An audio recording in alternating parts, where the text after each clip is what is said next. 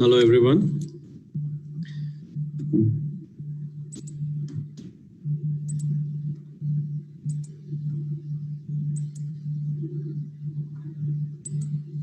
Welcome to this webinar on Hello, everyone.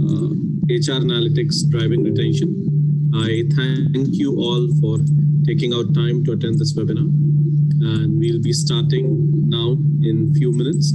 But before we start to this webinar on let's quickly HR Analytics set driving retentions for this webinar. Thank you. This webinar would be for taking out time to attend this webinar about an hour. And in this webinar, I'll take you through a journey of how analytics is driving this webinar. Very important aspect of HR Analytics set driving retentions. Strategic HR is being driven. Would be for taking out HR Analytics.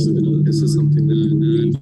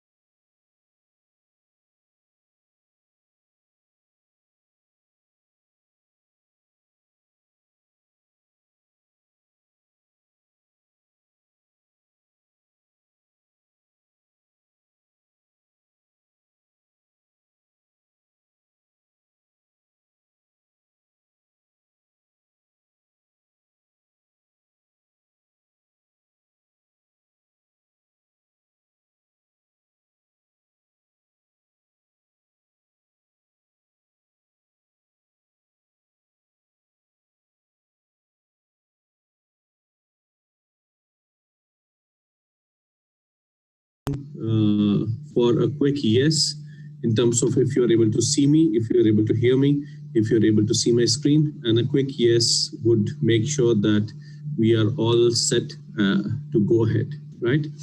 So a quick yes from all of you are able to see me, all of you are able to hear, all of you are able to also see my screen. Quick yes, guys. Wonderful, great. Thank you so much for the quick yeses. That's wonderful. That's all that we need to go ahead with the webinar. And just in case if somebody logs out, remember that you can always view this webinar live on Facebook. It is available on facebook.com/CHRMP. A lot of times when you want to log in back, if the classroom is full, you may not be able to enter again, but you can do that in facebook.com/CHRMP.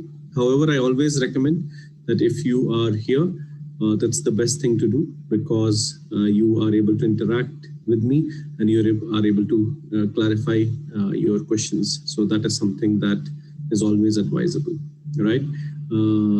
Also, for viewers who are listening on Facebook, just in case you want to post this in any group that you are part of, any HR society that you are part of, on your timeline, start a watch party, please feel free to do that. Let's spread some knowledge, right? Okay, wonderful. Now let's start without wasting any more time. So this webinar is brought to you by CHRMP. CHRMP stands for Certified Human Resource Management Professional. You can always go to www.chrmp.com to know about CHRMP certifications. CHRMP certifications are globally recognized. CHRMP is a competency-based HR certification, which makes it a premier HR certification. There is a lot that is changing in field of HR. Department names have changed. You have training and development being called talent development and recruitment being called talent acquisition. In fact, human resource management being called talent management. And competency-based HR is driving this change for good. So CHRMP brings about what any HR professional needs to know in terms of what's going to happen next in HR, right? We are talking about 5,600 test centers in 190 countries. Our certification partner is Pearson VUE, and we have more than 10,000 strong alumni base that makes you go to LinkedIn, type CHRMP, you would be able to see right from HR directors to HR executives to HR VPs to talent acquisition heads to HR trainees. You'll be able to find a CHRMP and all across, right? Now, when we talk about me, my name is Animesh.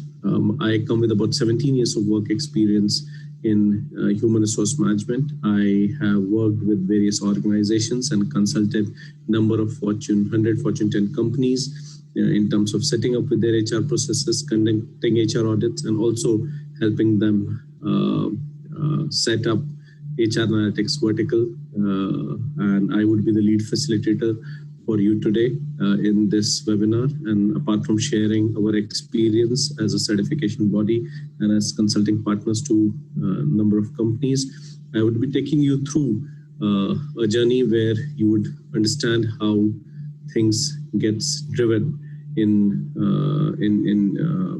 human resource management. So via HR analytics, right? So this is something that we will be doing today. Now, before I get into this webinar, I always start this webinar by first making a quick promise.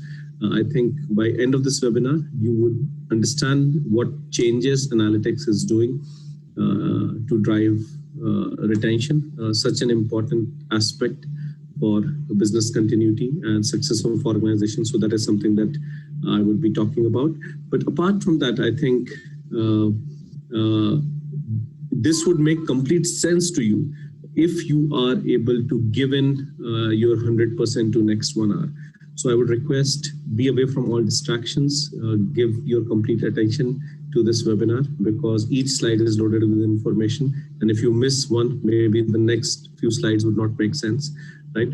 So just an hour, and let's see what understanding we are able to create in terms of field of HR analytics and how it drives retention. Also towards the end, I have a wonderful surprise for all of you. And that is something for people who stay till the end, right?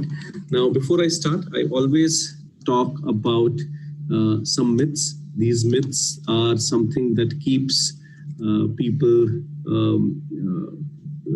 worried about what's changing in field of human resource, and they feel that HR analytics is not something that that's meant for them, or the whole this vertical or domain of HR analytics looks a little mysterious.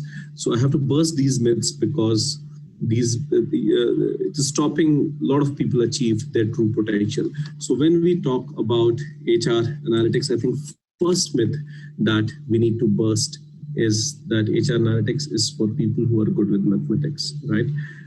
For a lot of people, a lot of us HR professionals, the reason of getting into HR was that we loved interacting with people, and also because a lot of us were scared of mathematics, right? And then here comes analytics, which brings and talks and looks like all about maths. But then the good part is that HR analytics is not about complex mathematics. It's not about permutation and combination and sine theta and cosec theta and trigonometry and geometry and linear equation with two variables. Certainly not the scary part of maths. Yes, it does involve basic arithmetic. It does involve basic statistics. But I think basic arithmetic and basic statistics is much easier for us to comprehend, to implement, to read, to analyze, to understand. We have help of calculators, unlike in school where we could not carry them for examinations. So it does bring a lot of, it makes it very, very easy. So anybody who thought that if analytics was about aptitude and logical ability, and it was about analyzing and it was numbers, then don't be scared, because it's very, very simple understanding of mathematics that we are talking about, and we already have that understanding. So we need not get really bogged down by this thought, right? The second myth that we need to burst is that you need to know programming to be good at HR analytics. And whenever I talk about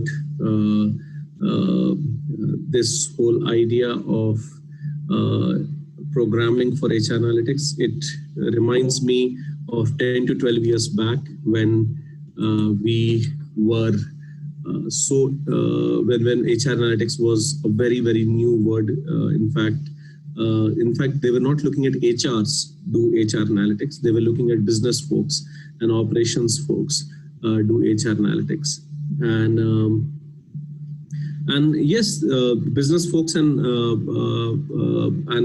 operations folks did have this exposure to softwares and to programming, etc. And this was the thought of the organization as well, that we have to churn HR data and these guys can do it well. However, they were not able to do it well. And data-driven HR did not work the way the organization wanted it to be. It was not able to give them credible solutions to the talent-related problems the organizations were facing. And the simple reason being that these folks did not understand the human element for it. Right. So then organizations were left with the choice that, do you want HR analytics where people understand the human element of it? Or do you want great programming skills where people do not have understanding of human element? And I think organizations chose the first option. So here are we HRs driving HR analytics in different organizations. And we don't need programming skills. We don't need Java. We don't need .NET. We don't need C or C++ or any other language for that sake, right? We don't need developmental software development or software testing skills. We do need some technology exposure. That's important, right? Because we have to communicate the data. We need to know how to create this beautiful, amazing looking dashboards. And we need to know how to build stories around that and how different data can be projected and communicated. So we do need data visualization tools. We do need data representation tools. So tools like Power BI, or tools like Tableau are very, very important for people in HR analytics to know. But it does not mean you need programming. And these tools are not as difficult as a lot of people fear it to be. These tools are fairly simple, and with some exposure and some understanding to it, I think these skills can be easily mastered, right? So that is something that you can really be sure of. So no maths, no complex maths, and no crazy programming. If this is what is keeping you away from HR analytics, then the good news is that you need not stay away from HR analytics, because HR analytics is not what it looks like or what you think it looks like, right? And the third myth that is very, very important for us to burst is that a lot of HR professionals feel that HR analytics is important. There is something good that is happening, and I think there is this whole new buzz about HR analytics. However, is it really relevant to my current role? Am I really doing HR analytics? Would it make any difference in terms of what I'm doing? So let me give you some data around it. I think when we talk about organizations are largely implementing HR analytics in two ways. Either they are coming up with a separate COE, which means Center of Excellence, a different department altogether, which is driving HR analytics within the organization, or organizations are largely coming up with HR analytics in every vertical in HR that we are talking about, right? So, for example, when we are going and conducting sessions for different organizations, different multinationals and different companies, we are not training only HR analytics folks. We are training people who are in recruitment, and we are training people who are in performance management, and we are training people who are in learning and development or talent development. We are training people who are in comp and ben. So they are looking at developing analytical skills and HR analytics specific understanding for either all these people in different verticals within HR, which means all subdomains of HR, or they are also either looking at creating a different COE altogether, which just works like how training and development department works or how talent acquisition department works, the same way HR analytics would work. So either way, I think analytics knowledge is important, because even if somebody is coordinating with analytics COE, they need to know some specifics and basics of analytics. If you don't know, how would you be able to execute and implement the data, the information that the HR analytics needs, right? So one way or the other, it is something that's going to be very, very important. It is something which still, as we talk, is very, very important, right? And a lot of times people do feel that what I'm currently doing doesn't involve analytics. So I always tell them that so there is some analytics that we are already doing, which we are not aware of. We are just not calling it analytics, right? And also a reason is that a lot of us probably are in not the right jobs and not the right organizations, because when we talk about the best jobs in HR and when we talk about the best organizations in human resource, they are increasingly involving data-based, evidence-based HR practices.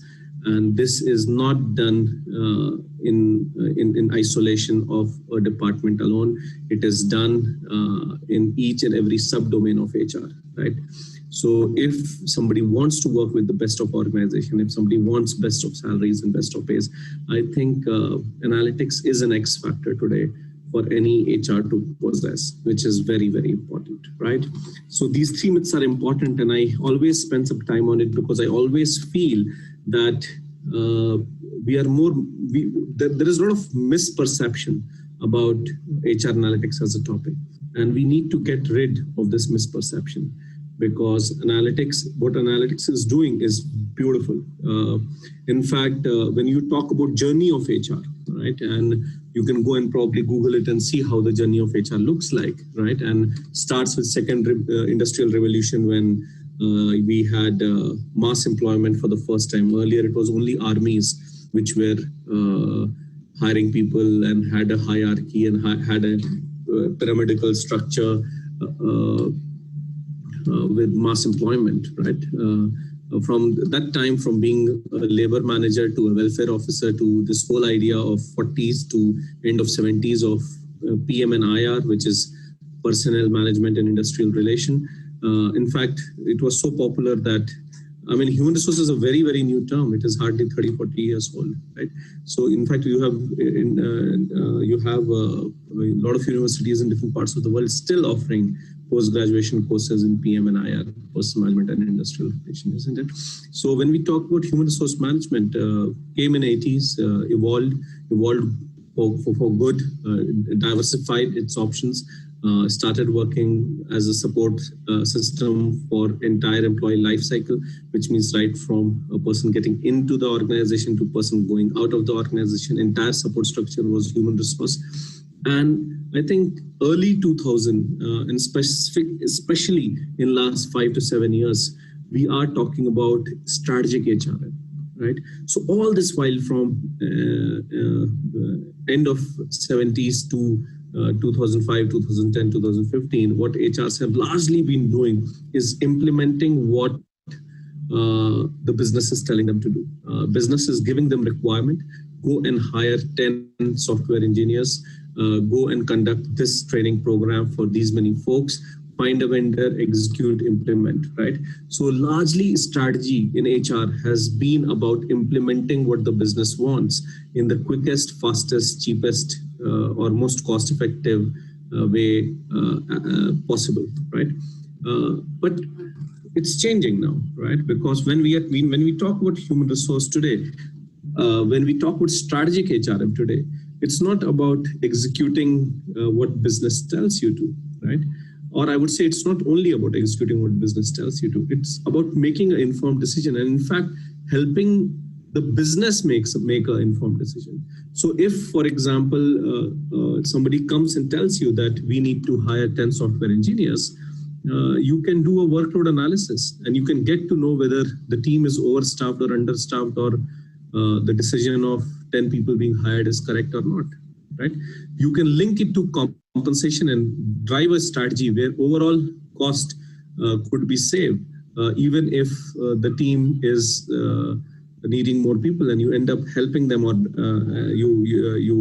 the organization does get more people in, right? So if it's about creating a fat team or a fit team, if it's about creating a great work culture where people are not overburdened but also does not have less work. I think all these decisions can be made by HR analytics, or it can help business make the decision, which means you can go back and tell the business that the realization level and utilization level of the teams that you're talking about, where vacancies are, is merely 50 or 55%. I think it should be about 75 or 80%. Because if it's not 75 and 80%, then it doesn't make sense to hire more people. So that's the tone that I'm talking about, right? So this is what HR analytics is bringing on table. And two things that is driving this is the HRBP model, which means organizations moving from the traditional HR model to the strategic HR model. And second is HR analytics. So this two things coming together actually is really driving this whole idea of strategic HR. And strategic HR now is not only about how soon and at what cost we can implement what business wants. It is an advisory role. It is a consulting role. And it is a role which I think any HR would love to be part of, because it is an awesome place to be in. The kind of work that HRs are doing today is commendable, and we are holding hands with the business, walking ahead. Their goals are our goals. The way we go about supporting them, it's something which is incredible, right? So very important, guys, that we understand that the best of HR jobs, the best of the work that you would be doing in future would involve these skills. So we should aim at upskilling ourselves when it comes to HR analytics, right? Now, as I talk about HR analytics again, and just a brief that I gave you in terms of what's changing and how HR is moving towards strategic HR, I think the difference between analysis and analytics, to know this is also very important, right? So when we talk about analysis and analytics, these are two different things. Analysis is about looking backward in time of what happened and why it happened. Analytics, on the other hand, is talking about what will happen in the future. So the whole approach is different. The tools that you use are different. The way you run it is different, right? In analysis, we are talking about you getting into describing what has happened and then diagnosing the reason of why it has happened. In analytics, you go about reading those reasons, you go about seeing the patterns, the trends, and then you make a prediction of what is most likely to happen. And then you can run simulations and you can tell them that if you don't want this to happen, if you want something else to happen, these are the solutions that are there in front of you, and you help the business make better decisions, right? So this basic understanding of analysis and analytics, the difference is also very important, because analytics is interacting with analysis to know the why, but the reason is to predict or the future, or give options to the business to be able to make better intelligent decisions, right? Everyone with me? Everyone able to hear me? Everyone able to see my screen? All going good? A quick yes on the chat box would really help. Great, thank you. Awesome, right? That's great. Now let's move ahead and let's talk about retention and employee turnover, right? Now, I think one of the key challenges that anybody wants to solve is retention, right? It's about people staying in your organization. One of the key principles organizations are aiming at in terms of business continuity is longevity of people in the organization, especially performing people, right? So when we talk about retention, when we talk about people staying in the organization, when we talk about business goals being aligned with retention, because any organizations to grow needs a great foundation, and that foundation comes not necessarily from sound business processes, but people who are implementing those processes, which means a sound foundation will only come if there is stability in the organization in form of employees having a minimum duration within the organization, because that's when they would be able to help organization achieve growth, achieve success, and reach its targets, right? So retention is very, very key. In fact, one of the key challenges and one of the key things that you see in the KPIs of a CEO as well is how they have been able to drive retention, or what has been the retention metrics when it comes to even the top guy sitting and is something that comes across, right? So now when we talk about retention, we have to understand about employee turnover as well. We need to talk about employee turnover as well, because employee turnover is representation of what's opposite to retention, right? So if retention is about making people stay, attrition is about people leaving and going the organization, and that is what we are looking at controlling. For retention to happen, we have to control attrition, and the right terminology for attrition is employee turnover. Some organizations also call it employee churn. I prefer calling it employee turnover, and the reason is that a lot of times when you ask somebody, what is attrition? People say people quitting and going an organization is attrition. So that's a wrong definition, or it's a half a definition, because when we talk about employee turnover, it's not only people quitting and going or leaving and going. It is about people quitting and going who needs to be replaced, right? Which means people are going and they need to be replaced. And this is a very, very important aspect, because retrenchment is not employee turnover or attrition, and your layoffs are not employee turnover. No, these are not, right? These are welcome moves, because organization would get to save on manpower cost, right? And because of technology or whatever reason, they don't need it, right? Need more people. So employee turnover is different from retrenchment. It's different from layoff. And this is a basic understanding that people are leaving and they need to be replaced. And that is something that is the true understanding of attrition or employee turnover, and controlling attrition and controlling employee turnover then becomes the key to drive retention, right? Now, how is attrition calculated then? One of the key metric that is there is this. This is how attrition rates are calculated, right? Attrition rates are calculated as number of employees who left the workforce divided by average number of employees into 100. This is how exactly it's calculated. So for example, if we are talking about 100 employees and 10 people leaving the workforce, and the average number of employees during the entire month was, let's say, 95, then it is 90. 10 divided by 95 into 100 is something that would be your attrition rate. Now let's get deeper into this so that this understanding becomes clear.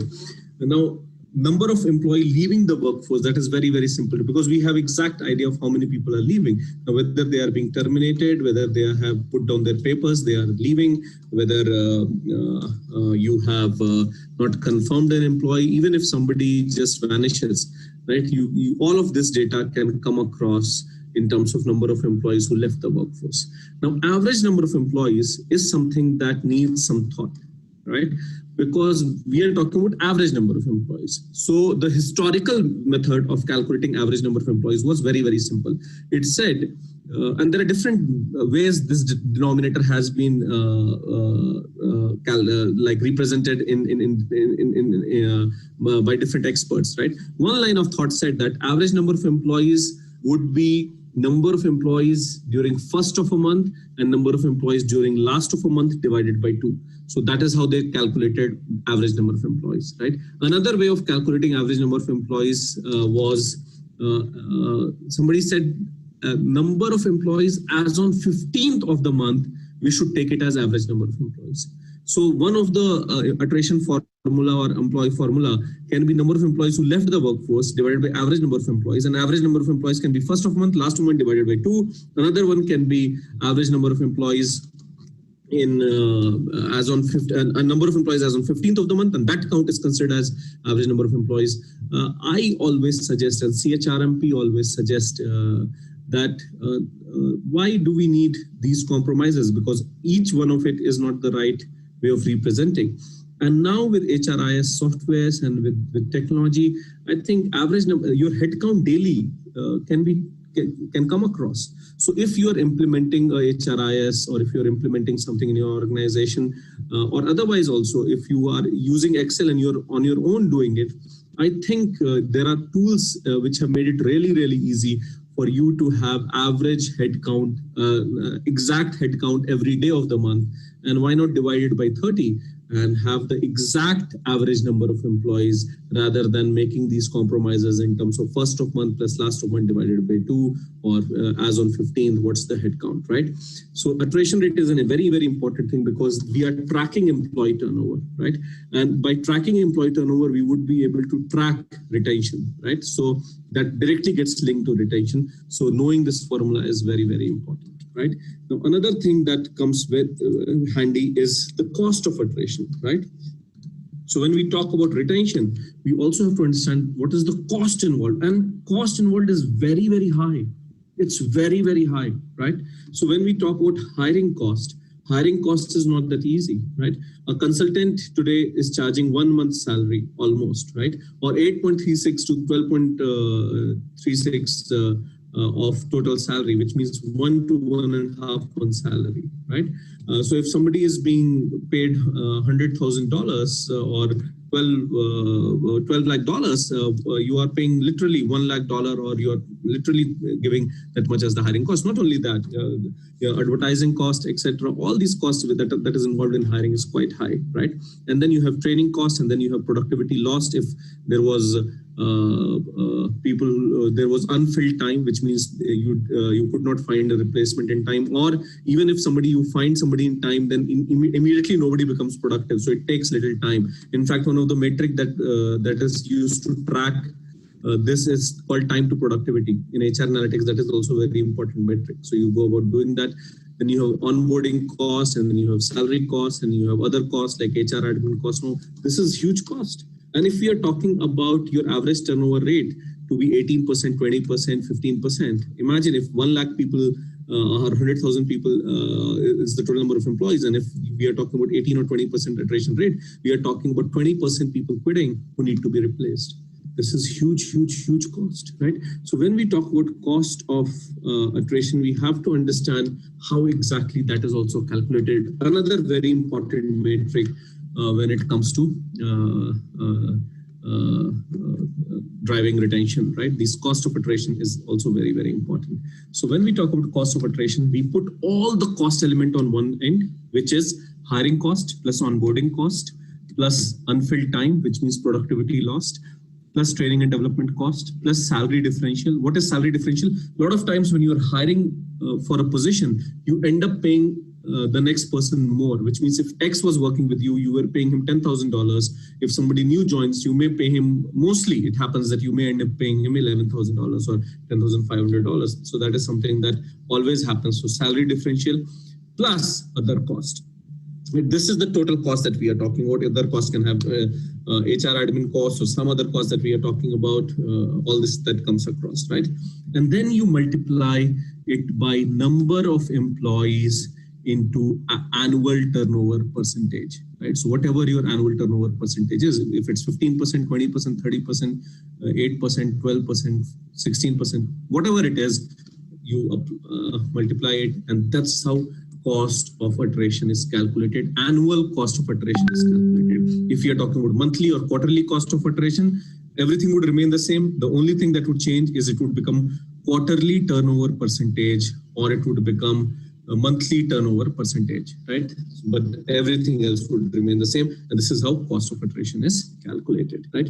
So when we talk about all these elements, I think we have to also understand that attrition is happening because of various reasons, right? And people are quitting because of various reasons. So these are not the only two metrics that we should be worried about in HR analytics to go about tracking attrition. We should be worried about other things also which impacts. For example, if there is a spike in absenteeism rate, right?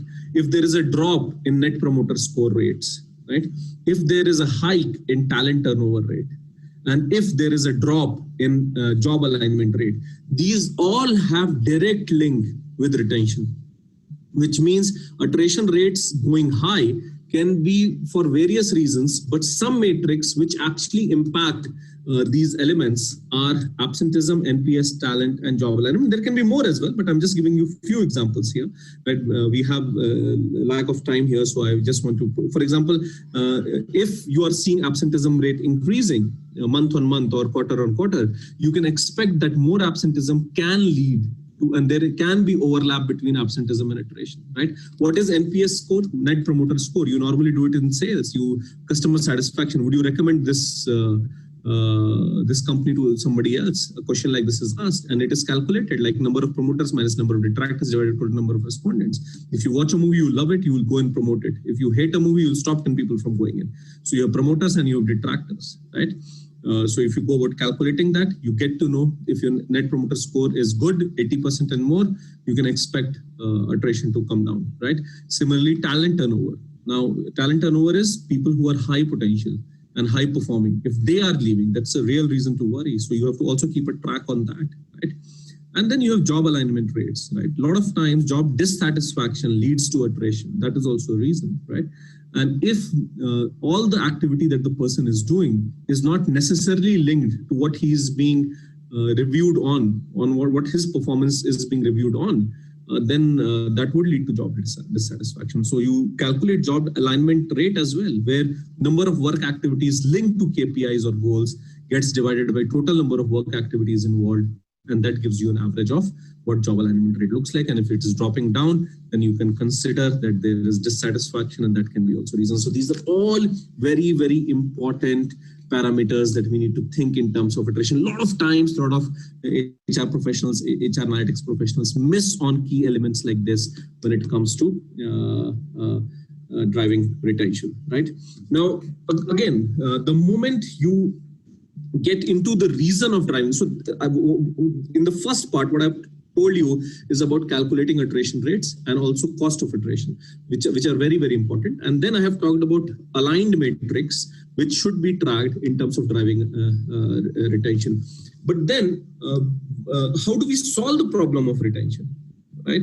How do we solve the problem? I mean, how do we enhance the retention and solve the problem of high attrition? So for that, we have to dig deeper into why people are leaving. So you need to run analytics, you need to understand what is happening, how it is happening, etc. And once you start doing that, you will, let's say, you will get to know the reasons why people are leaving. For example, Gallup suggests that in a particular industry, 32% people are leaving because they are looking at career advancement and promotional opportunity.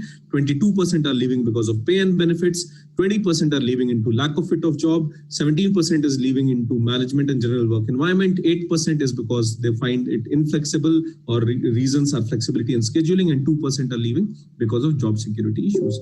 So these are the leaving why people are leaving, right? The moment through good analytics. Now, how that analytics is done, I think it's a long process. We discussed this in our certification, but then it's a long process. So the way we can go about right now understanding is that what outcome this analytics is given and how exactly we understand this outcome to go about churning this across, right?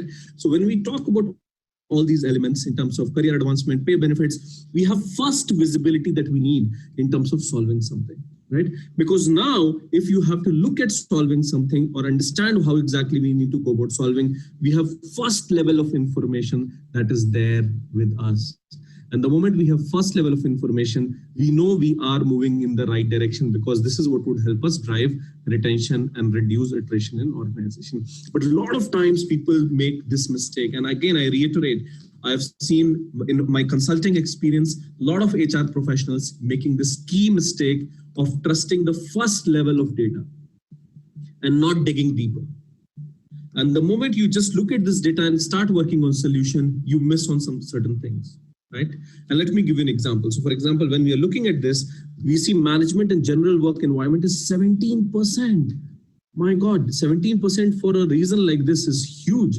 So what is causing this dissatisfaction? So a lot of times management and general work environment is largely about, there is a saying, your job is as good as your boss, right?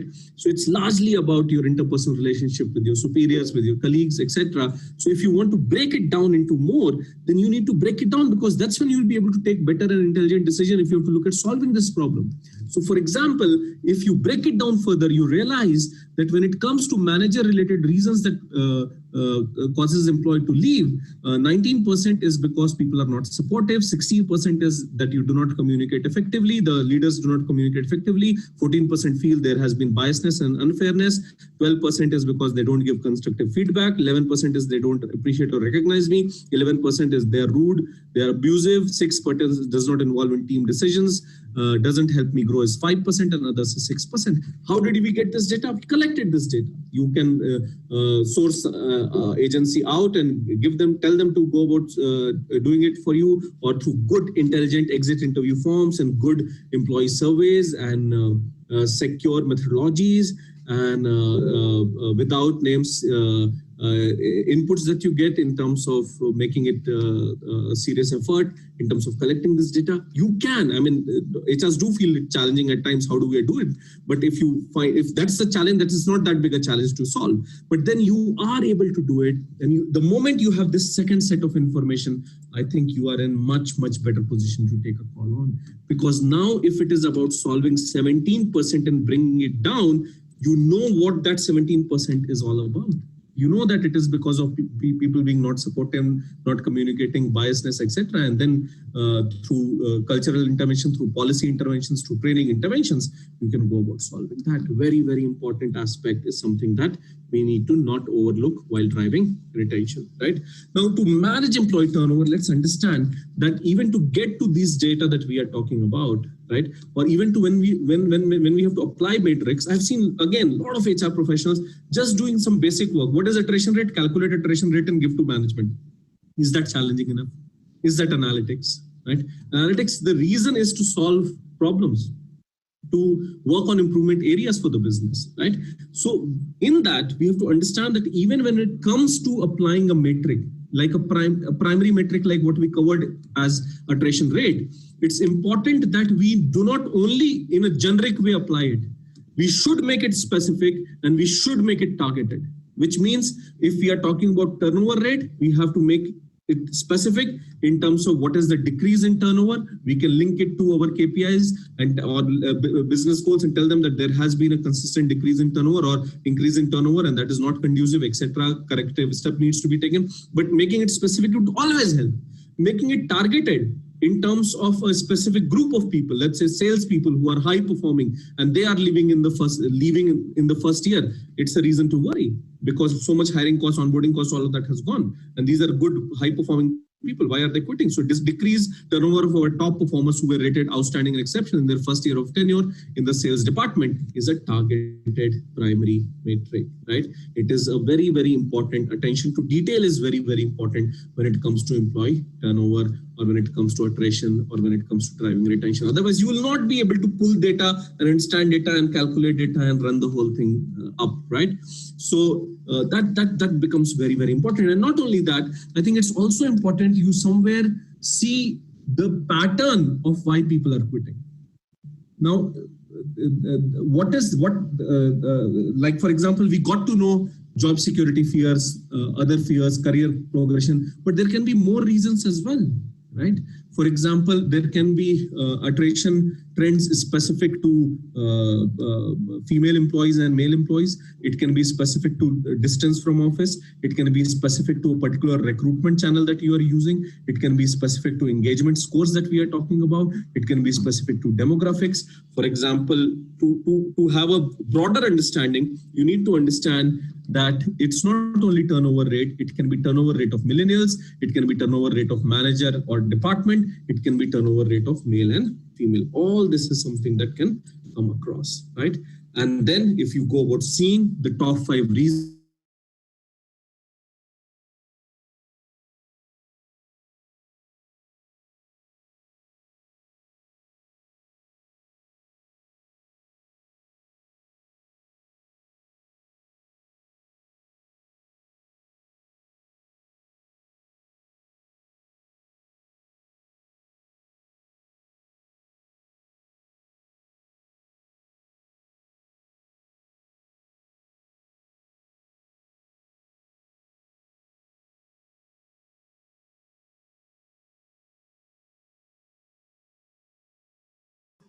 hey guys, just a moment. There is some error. Give me a moment.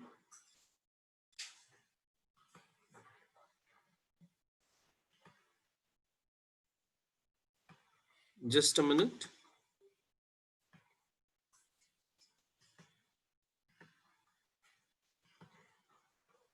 Great.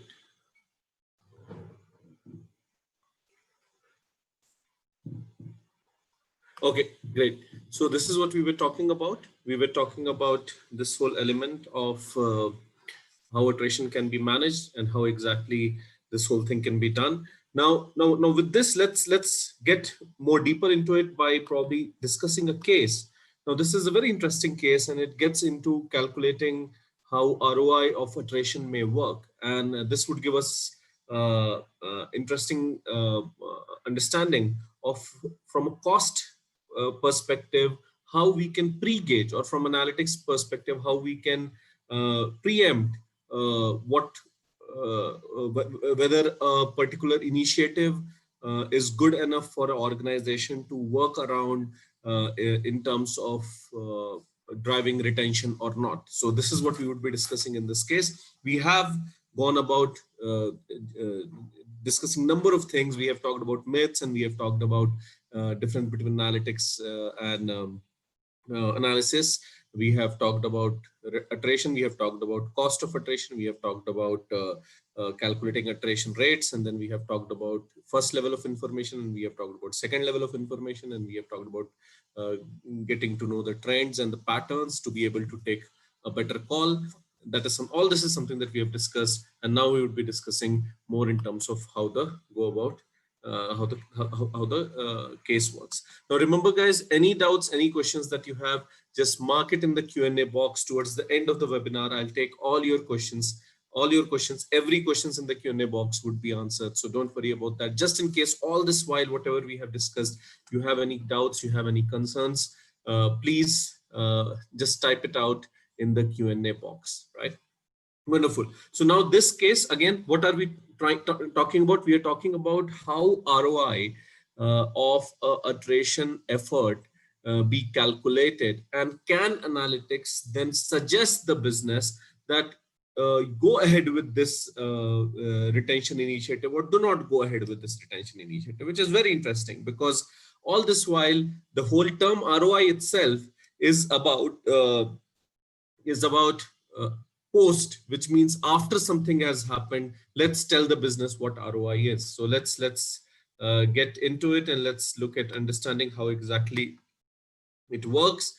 Now, if you look at ROI calculation is very, very simple. There is a universal formula to ROI. The universal formula to ROI is net benefit divided by total cost into 100. Net benefit is total benefits minus total cost. This is how you go about calculating. A simple example which I always give is of this Harappan horse. This is a replica horse. Otherwise, the real one would cost you millions of dollars. You buy it for $100. You're selling it for $250. Now, if you look at this formula of net benefits divided by total cost, and net benefit is equal to total benefit minus total cost, what do you think would be the ROI? Anyone? Please type your answers on the chat box. What do you think would be the ROI?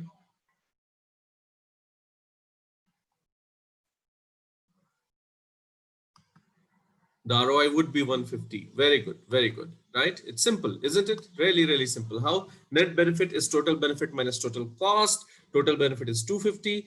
Total cost is 100. So your net benefit is 150. 150 divided by 100 into 100 is 150%, right? Isn't it? It is very, very simple. Now, when we get deeper into it in terms of mapping more in terms of how attrition can be managed, then look at this, a long-term best to work. So you have this best place to work ratings, BPW ratings it's called, right? So a long-term best place to work intervention is expected to reduce attrition by 5% for your organization, right? The total cost of absenteeism is 10,20,000 in the previous year. The intervention planning and agency cost is 20,000 USD. A total of 200 women employees will be covered under this intervention. Average cost per employee would be USD 250. Benefits in terms of attrition can be seen for up to 2 years. Calculate the ROI, right? Calculate the ROI. Again, So what we have to go about doing, we have to go about first calculating total cost, then we have to go about calculating total benefits, and then we have to calculate net benefit, and then we have to calculate ROI, and then we have to tell the business whether they should go ahead with this particular attrition intervention or not. So this is a best place to work intervention. It is specifically for women employees, maybe of a particular age group, but this is what we have to go about figuring out. So let's quickly see. I mean, I'm sure there would be a lot of data points that would give us this data. There would be a lot of research that would have been done. There would have been industry specifics that would have been taken, and all of this would have been put together to come up with a case statement like this. But let's quickly get into this and see how exactly the calculation works. We are talking about total cost. So total cost of the agency is 20,000.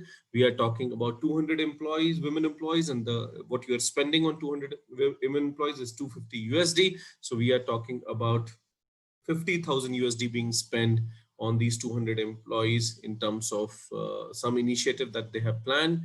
The entire cost put together is coming to about 70,000 USD. When we are talking about benefit, attrition reduction to the attrition for this is about 5%. Total cost of attrition is 10,20,000. We are talking about total benefits being 2,04,000. If you look at the total benefit then being minus from the net benefit being calculated, the net benefit that is being calculated is 2,04,000 minus 70. So this is 1,34,000. And now when we are talking about ROI calculation, we are talking about net benefit divided by total cost into 100, which is 1,34,000 divided by 70,000 into 100, which is 191.14%, right? Which is 191.14%. So when we talk about calculations, when we talk about, now look at this. This is purely, now what does this give us? This gives us not only an entire visibility of what retention is. I mean, there are a lot of additional things that we need to know. For example, we need to know data collection technologies. We need to know how data is collected. How do you make it trustworthy? What is triangulation? There are a number of things that, and how the whole analysis process runs and analytics process runs, and how one data interacts with other, and what is the overlap, and what do you need to keep in mind when one element is getting into other. But if in last 45 minutes, the understanding that what we have been able to create, which is very, very important, is that there are different segments of retention that analytics can impact. One is cost, another is percentage, third is knowing what exactly needs to be done in terms of managing attrition, and fourth is ROI in terms of advising a business whether they should go ahead with a retention intervention or not. These are four key elements that we have gone about learning today in terms of managing retention, right? Now, this is the magic of analytics, because if you look at this entire journey, if 5% attrition can be reduced, if 2% attrition can be reduced, even for a particular age group, whether we are talking about millennials or Gen X or Gen Y or whomsoever we are talking about, if we are able to break down data into different levels, have an understanding, look deeper, know the reasons, do diagnosis, understand patterns and understand trends, and if we are able to then give solution to the business, then I think we are at a different level of human resource professionals role in an organization, because this is what is making our role very, very strategic. This is what makes our role into solutioning, right? So again, when we talked about strategic HR, these are two elements largely. I mean, the way organizations have got about restructuring their HR department to the strategic HR model, and the whole emergence of HRBP business partner roles that we are talking about, and the way HR analytics is coming to the fore, I think it is really changing the game for human resource professionals. And why not? I mean, look at this data. We are talking about every dollar spent, and this is 3-year-old data. We are talking about every dollar spent in analytics giving $13 back to the business.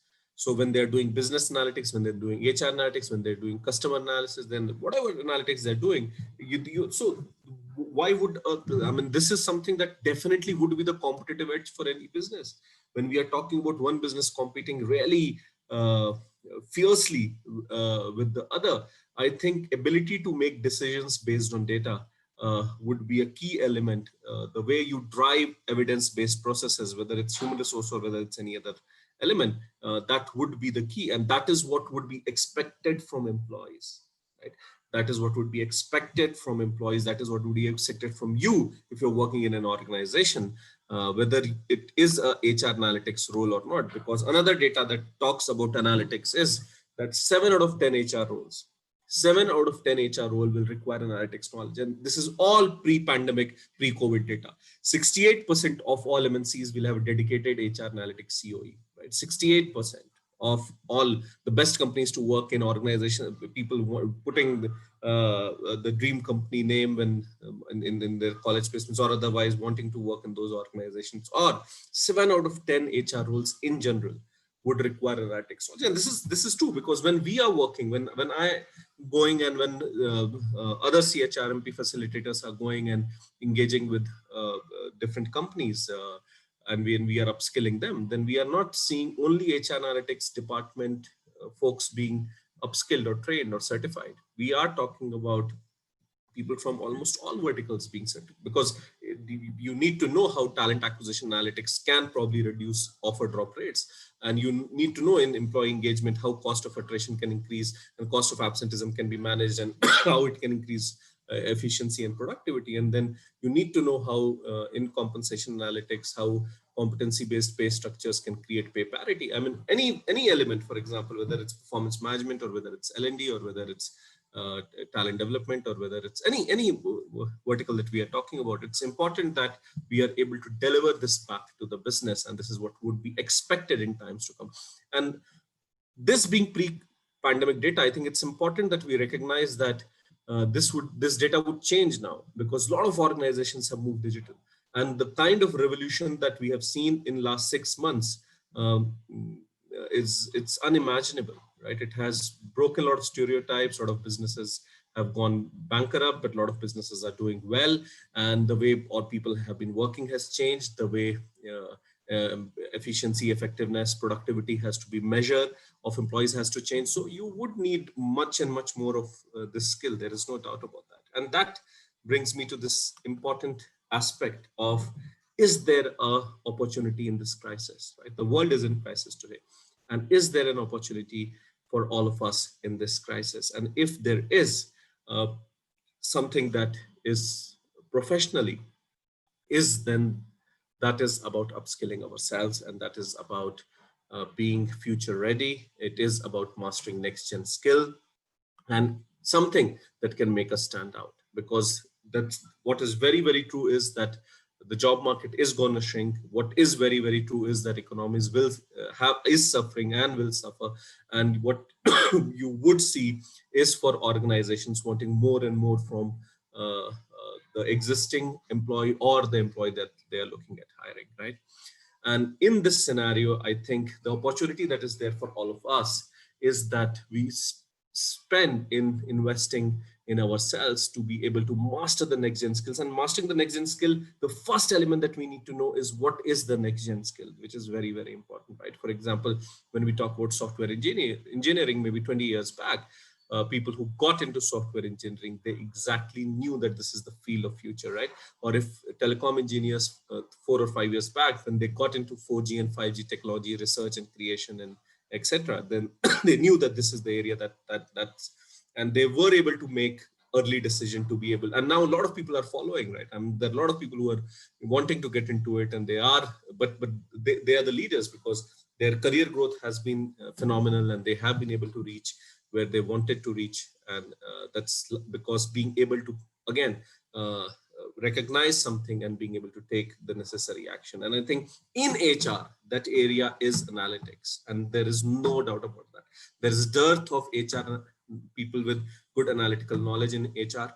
It has been the buzzword, and it is a real buzzword, because this, if today's webinar gives you this understanding that this is solutioning and this is consulting and this is premium and this is niche role in HR and this is strategic role in HR, then gaining all this knowledge is something that would make you invaluable, and there is no doubt about that, right? So how do we do that? So for that, we have CHRMP has this wonderful certification in HR analytics, a very, very well done certification, a 12-week HR journey with expert-led workshops and capstone project and exposure to tools and validation is something that we are talking about. A global validation is something that we are talking about. We are talking about different modules, right, from introduction to HR analytics, where we get into HRBP and HR analytics and how they interact, and then get into internal, external data, and get into HR analytics, workforce analytics, and people analytics, to getting into tools and implementation, where we get into a maturity model, and then we get into Deloitte's model and the SAP model, and then capability review model, and then we get into Gartner model. We understand and get our basics right, which is very, very important for analytics journey to begin. And then we talk about talent acquisition analytics, and then we talk about workload analytics and talent acquisition analytics. We see how, and a lot of activities here. So it's not conceptual. So you have a concept, and then there is an activity, and then there is a trainer debrief. So your entire learning cycle is complete, because what you learn, for example, if you learn effectiveness, efficiency, and impact of talent acquisition process, then you, through a Google case study, you see how exactly they went about achieving it. In workload analysis, if you learn staggered shift and utilization and realization levels, then through a case, you realize that I mean, this is very, very interesting. In fact, one of the very interesting modules for me personally, because here you are able to tell the business, all this while what we have been doing, business comes and tells us, go and hire 20 people. And then it's about the deadline by which you have to make sure that 20 people are on board, right? But workload analysis says that, no, okay, why do we need to hire 20 people? Let's do workload analysis. And in here, in a real case that we discussed, you are able to tell the business that actually you need to reduce the headcount by 10%, right? And you are able to do that through workload analysis. So imagine the kind of the element that we are talking about here, right? And then you learn in performance management analytics, pest analytics, and you learn KPI, and you learn lead lag, and you learn very, very interesting. I think this is where the scorecards come in, right? So the HR scorecard then gets linked to HR analytics, right? And HR metrics. So this whole element is very, very clear through this session. And then you learn talent development analytics, you learn RTCA, you learn triangulation, you learn Kirkpatrick L3 tool called Results Lab, which is very interesting, a new tool that is something that you go about learning. And then we are talking about ROIs, and then we are talking about training and iteration cost impact. And then you learn how succession planning gets driven by HR analytics, and the BSC Connect, and the 3 methodology, and the potential performance charting. Then you go about learning employee engagement analytics, you learn ELTV, you learn employee lifecycle mapping, you learn cost of attrition, cost of absenteeism, you learn linking data with employee strategy. And again, I would like to reiterate that every module here has activities and inputs that would make you more richer and make you see how exactly things are actually happening on the ground in different organizations. And then compensation analytics, where we talk about the whole competency mapping being done, and then mapping being mapped to JDs, and how that populates pay parity and pay decisions. Very, very interesting session in here. And then we are talking about data and metrics. Very, very interesting session. Again, this one. And this is one session. So this is what the classroom looks like. We have participants from different parts of the globe. Normally, we see about 10 to 12 different nationalities in each classroom. People are from there, from Australia. People are there from Middle East. People are there from Ireland. People are there from Africa. I mean, different countries, Cambodia, Philippines, Bangladesh, Kabul, India. So we are talking about this whole element, everyone when coming together. And this is one session where I see everyone participating and telling them, no, we need more time, and we would want to, because they find it really, really interesting. Because here we not only teach you how to use existing matrix, we also teach you how to create matrix and apply. Very, very interesting session in here, right? And then you learn this whole tool called Tableau, which is very interesting, right? So you learn how data visualization works, how storytelling works. So this works very well in terms of your entire understanding of how the analytics would work. So you not only learn and apply all those concepts in modules, you also learn a new tool, which is very, very important for you to in your analytics journey, right? So validation is from CHRMP and Pearson VUE makes it a global validation. You get a blockchain verified certificate, something that you can link to your LinkedIn, 20% more hits. We are talking about certification of achievement with a unique certification code. We maintain the entire certification directory for you, and that is something that you go about getting. Not a certificate of participation, certificate of achievement makes more sense.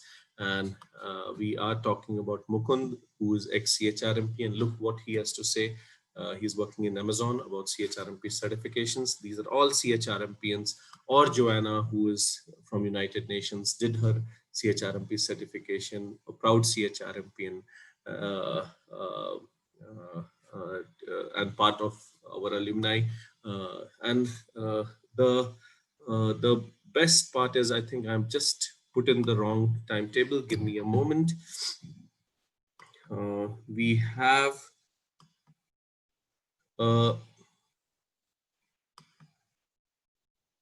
give me a second.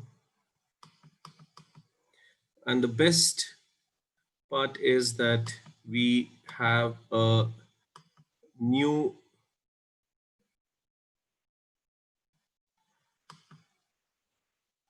batch.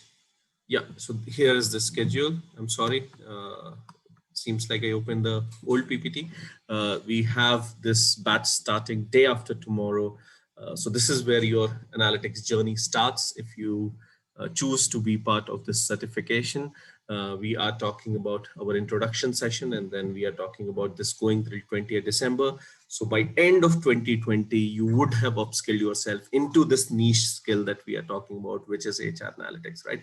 So if 2020 has been troublesome for you and for I would say most of humanity in that way, but if you want to remember 2020 for a good reason, then yes, here is an opportunity of doing this wonderful and taking this wonderful certification journey, which takes you through this great topic. And if you have enjoyed today's session, you would realize that what a 12-week, I mean, this was just 1 hour, right? So what a 12-week journey can do. And for webinar attendees, and this is only for webinar attendees, people who are there right now, I have a small gift, and this gift is 25% fee waive off, right? So if you look at, if you go to chrmp.com and if you go to specialization programs, you go to HR analytics, you would see a course fee of 38,940 or 560 USD. What you have to pay is INR 29,205 or USD 420.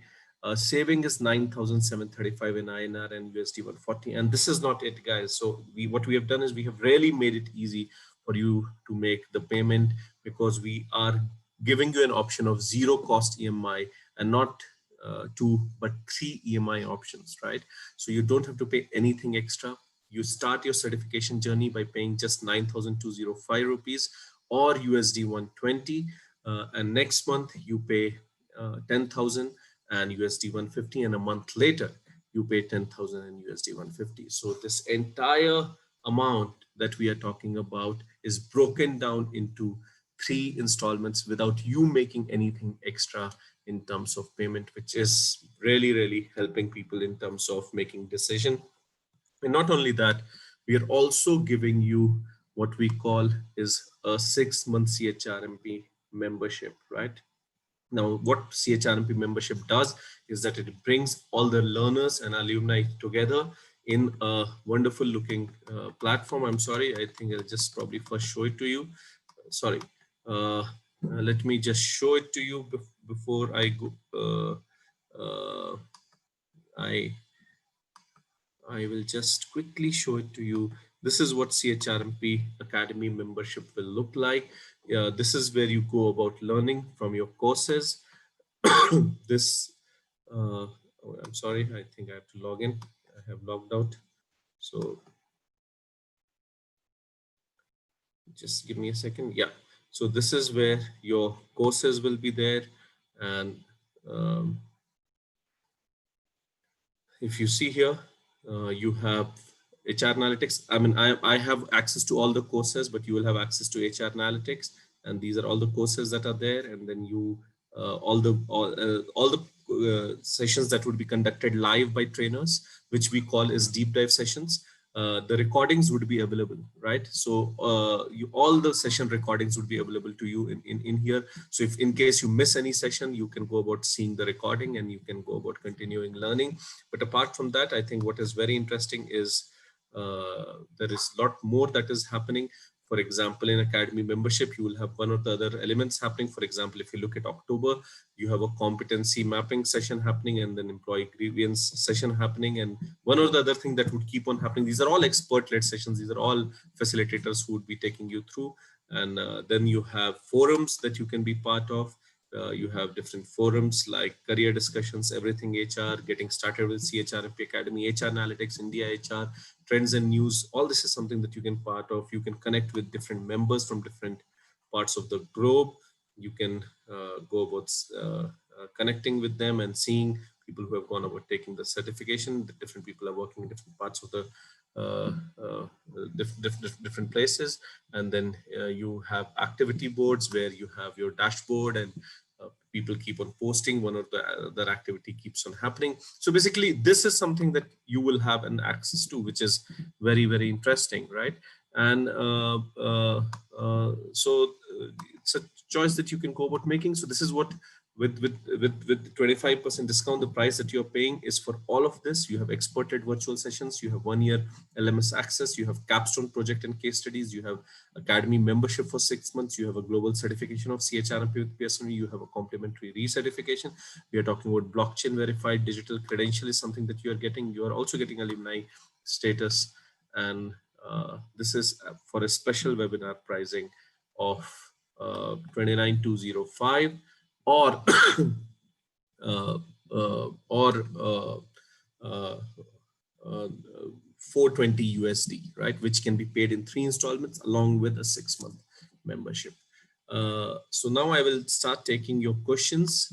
Any doubts you may have, any questions that you may have, I would request you to please type it in the Q&A box. I'll wait for a minute and then I'll start answering all your questions. I have also sent the payment links in the group. Your journeys can start day after tomorrow with the introduction of HR Analytics and end on 20th of December. A 12-week certification is something that would ensure that you are in this league of HR professionals who understand no analytics and have more to offer to their existing roles and are also better prepared to deal with all the eventualities that, and also most importantly, first movers, right? Because a lot of times we feel that experience is all that it needs, right? So I can learn through experiences, but learning through experiences, you end up investing years and months and more. This would save that time for you, right? And we have had participants who say this, that just if I would have taken this certification 2 years back or 3 years back, there would be so much that I could add to my existing profile, right? And learn on the way. So this would just set your elements right. And as I said, that how you had software professionals and telecom professionals being able to make decisions, not follow the suit, but lead the pack. I think analytics in HR right now is at that stage, right? 3 years down the line, I think that opportunity would be gone because there would be too many people who would be upskilled on this, right? But right now is an opportunity to lead the pack, to know something which is a rare skill, and benefit and accelerate your career growth, right? Okay, now let me quickly answer. I'll answer all the questions in the Q&A box. So please type your questions in the Q&A box, which is very, very important. We have somebody asking, where can I find recording of the webinar that happened? So you would get a mail with the recording by tomorrow. You will have that with you. Najibullah has asked, this is a great session. I learned new things. Can we get the slides for revision? As I said, you would have the recording shared with you, Najibullah, and this is something that you will have. Suraj has asked, sir, can you please explain me ROI calculation again? I'll do that. Give me a moment. Can I have recording of this session? Yes, Rina, you will have recording of this session. How to measure qualitative data like improvement in productivity, performance for net benefits? Very good question, Mahima. So let me first come to this and then probably I'll try helping some with the ROI calculation. So Mahima, so qualitative data in terms of productivity performance to a great extent can be quantified, but I'll give you more interesting example of qualitative data. You may have, even in performance, even in training, and a lot of times otherwise in intranet, and there is a lot of, so what is qualitative data? Anything which is not assigned in a number is qualitative data. For example, let's look at a training feedback form.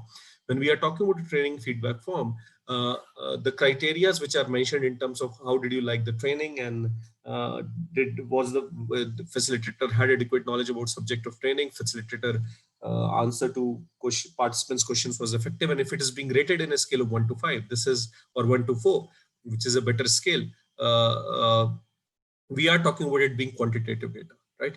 But then there is qualitative data as well, because a lot of times these questions which is being rated in a scale of 1 to 5 would be followed up by questions like, what did you enjoy the most in this training?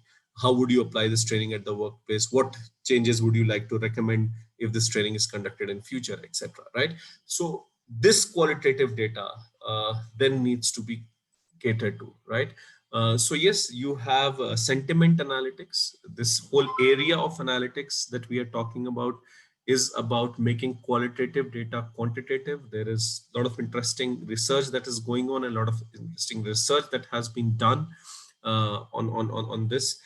In fact, sentiment analytics, to a great extent, if you look at the devices that we are using in terms of Google Talk or Alexa or Siri, etc., are based on creating a software interface based on sentiment analytics, and then connecting a machine to it. So it's a perfect example of AI and ML.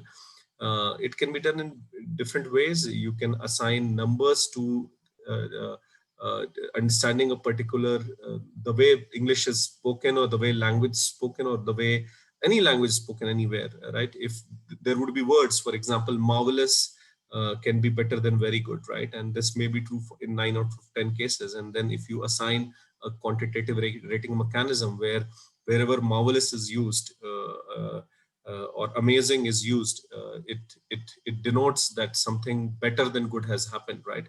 And there is a rating scale to it. Then qualitative data can be quantified. I mean, there is more to it.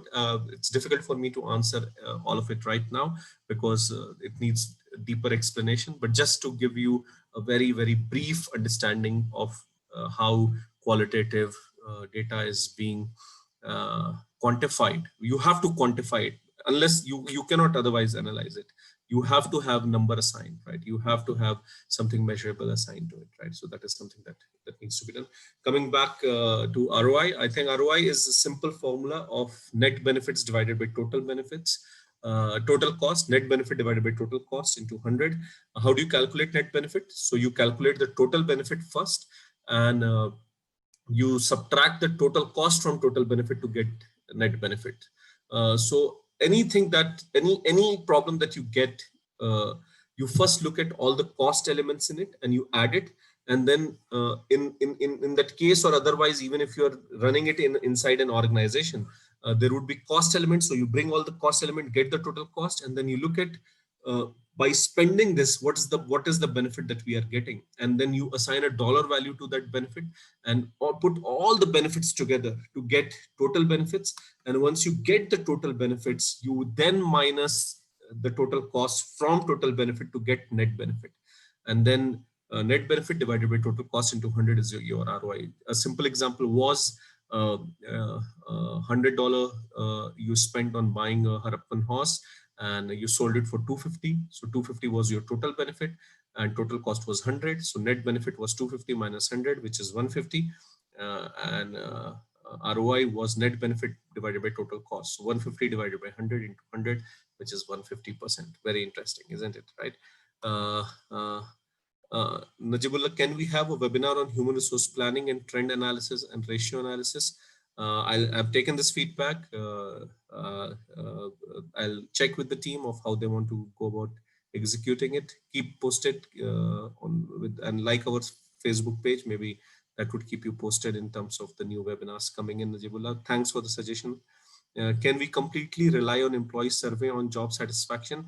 How much reliable it will be to make certain changes in work environment? So Reena, yes, I would. So there is always this doubt that happens with people in terms of our employee surveys conducive or evidence enough. Uh, there is this whole idea of triangulation. I mean, it would be difficult for me to explain again, keeping the time in hand. But to make a data more reliable, you should look at least three sources from where the data has been collected. So if you have gone about following what the right methods of data collection, collation, and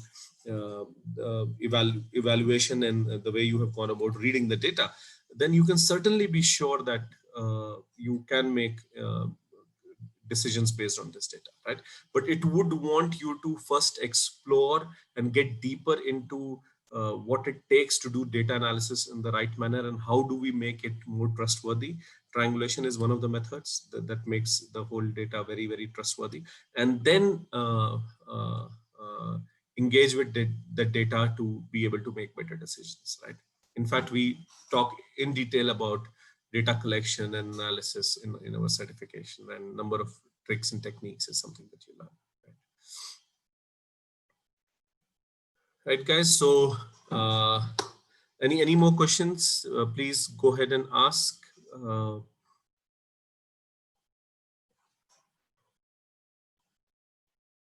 Any doubts, any questions that you would like to ask? I have shared the payment links. If you feel that this 1 hour of session has added value, and if you feel that a 12-week journey would just put you at the right place, also give you a competitive edge, please go ahead and register. As I said, remember 2020 for right reasons.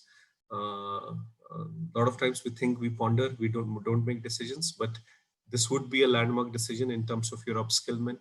And investing in self is important. We always invest in devices and a lot of other things, and we have made it really easy for you. You can pay it in 3 installments without paying anything extra. What you have to pay right now is about 9K or 120 USD, and then learn throughout. And then you have 1 year of LMS access, which means all the sessions that you attend, the recorded sessions would be available for you for next 1 year, so you can go about referring to it. Any new additions that we do to the program, you're invited to attend that. Recently, compensation analytics was not part of the program, now it is. So we called everybody in last 1 year and they attended it, so that upskillment happened. We added some statistics sessions recently, and everybody is undergoing it again from previous batches. So all this is something that you're benefiting it, apart from the 6-month academy membership that you get, right? So I have some numbers that I have listed down. You can also reach out to our certification advisors. However, you also have the payment link. You can register. Once you register, you get the details. You get added to a WhatsApp group where the session links, etc., would be shared, and then you would also get Academy login ID password, so that you can start getting updates there. All this is something that you can go on to it, right?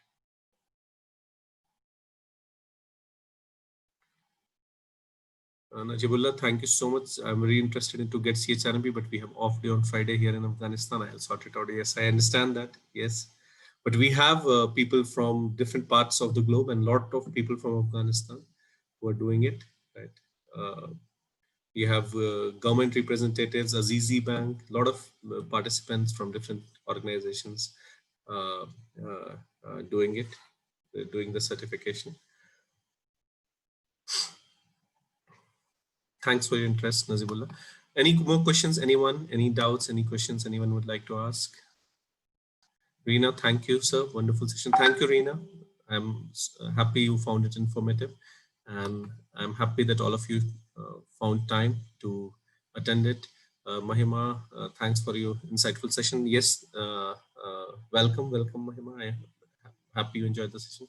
Great, guys. So I think that brings us, that makes us to come to the end to this webinar session. I hope to see you guys on board. Thank you so much for taking our time to be part of this webinar.